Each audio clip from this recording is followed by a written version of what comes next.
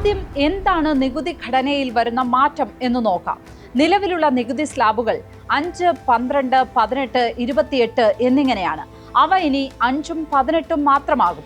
നിലവിൽ 12% നികുതി ഉണ്ടായിരുന്ന 99% ഉൽപ്പന്നങ്ങൾക്കും ഇനി 5% മാത്രമാകും നികുതി. അവയിൽ വരുന്നതാണ് പാസ്തയും നൂഡിൽസും, കുപ്പിയിലും കടലാസ് പെട്ടിയിലും കിട്ടുന്ന ജ്യൂസും കെച്ചപ്പും ഒക്കെ.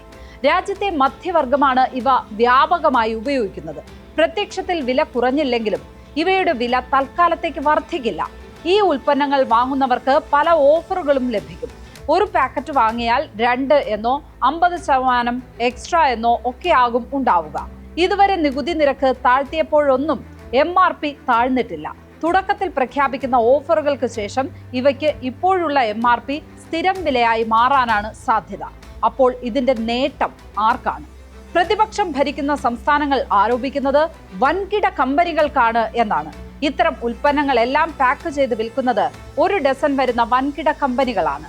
റിലയൻസും അദാനിയും ITCയും ഹിന്ദുസ്ഥാൻ ലിവറും വിപ്രോയും ഒക്കെയാണ് പാക്കേജ്ഡ് ഉൽപ്പന്നങ്ങളുടെ ഇപ്പോഴത്തെ മൊത്ത നിർമ്മാതാക്കൾ. ഇവർക്കൊക്കെയാണ് നിരക്ക് താഴുന്നതിലൂടെ ഏറ്റവും വലിയ നേട്ടം എന്നാണ് പ്രതിപക്ഷം ഭരിക്കുന്ന സംസ്ഥാനങ്ങൾ ചൂണ്ടിക്കാണിക്കുന്നത്.